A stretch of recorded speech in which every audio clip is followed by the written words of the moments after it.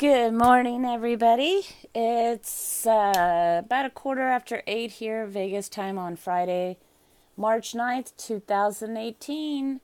It is official. The Nevada Independent is reporting that Ryan Bundy, son of controversial Nevada rancher Cliven Bundy, announces run for governor. Wow. Wow, guys. In an interview on Thursday, he announced that he planned to file to run for governor as an independent on March 14th and will run on the same state sovereignty principles that made him and his family household names during a 2014 armed standoff with the federal government over unpaid grazing fees. Let's see, I lost my spot here, guys. I'm so excited. The state of Nevada needs someone who will stand up for statehood and recognize that Nevada is a sovereign state, not just a province of the U.S., he says. Well, actually, the word is district. That's what they refer to it as. Bundy, who was acquitted and released from an Oregon court in November following charges that stemmed from a takeover of the federally owned Malheur National Wildlife Refuge, said he didn't believe any of the current candidates for governor would enforce Nevada's constitutional right to all land and resources within the state. Although the federal government owns roughly 85% of the land mass in Nevada, Bundy says his main priority as governor wouldn't be to transfer control of land, but to enforce what he calls the constitutional right of the state to control land independent of the federal government. Okay, guys, I already have a problem with this article because the federal government does not own the land. They hold it in trust. It's called public land. They act like they own it. They say they own it, but truthfully, they don't own it. They're supposed to, according to congressional legislation, they're supposed to manage it, but what they're doing is they're acting like landlords. Land is already appropriated to various users, but it needs to be put into production for the benefit of the people of Nevada, he said. I fully intend to make sure that happens. He said he plans to go on a speaking tour of Nevada after filing to support his candidacy. Cliven Bundy and the Bureau of Land Management have been at odds since early 90s, when Bundy stopped paying grazing fees. He doesn't recognize the authority of the federal government over his land in Bunkerville and believes that local authorities have jurisdiction, a theory that many legal experts and courts have dismissed, while others have agreed to it.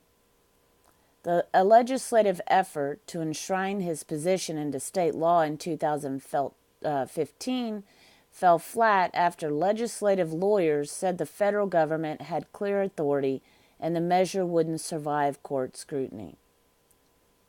That's that legislation I was telling you guys that they hacked it so bad that when it finally hit the floor, the Bundys couldn't even support it.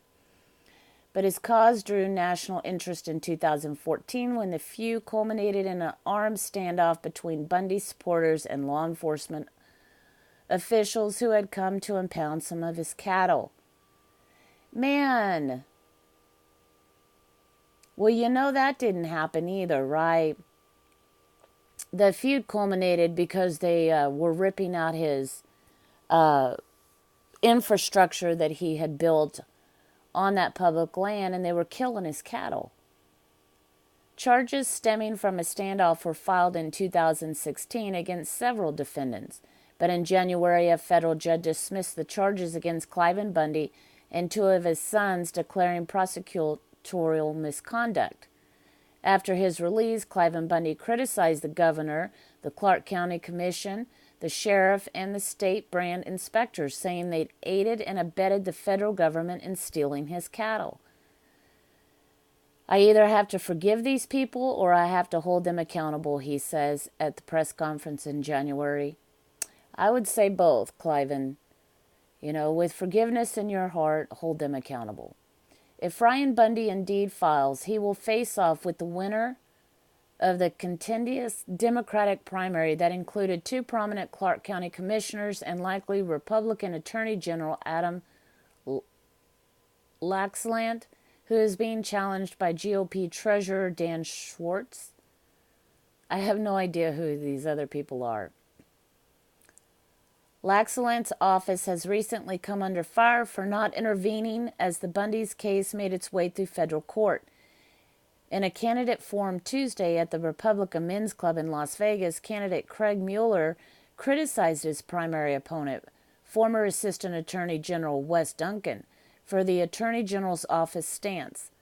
On at least 3 occasions, federal officials were caught lying to a federal judge, Mueller said in a statement in response to a follow-up question from the Nevada Independent.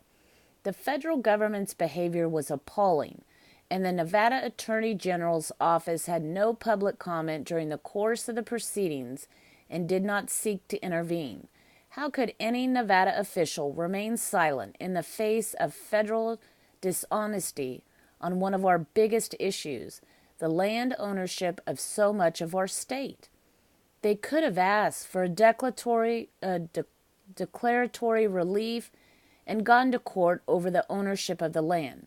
Mueller conceded that he didn't know the full scope of the matter. I don't know what access to information Mr. Laxalt, I can't pronounce that guy's name. Laxalt had, said Mueller, a longtime attorney. Laxalt has been the best attorney general in a long time. However, there are a lot of steps on that ladder to climb. I was specifically criticizing Mr. Duncan, who refuses to enforce the sovereignty of the state of Nevada against federal overreach. This was published 10:50 this morning, March 8th. But there you go, guys. There you go. Ryan Bundy is going to run for the Nevada governor. Amen, amen, amen. Hope you guys have a good day. I'll talk to you later.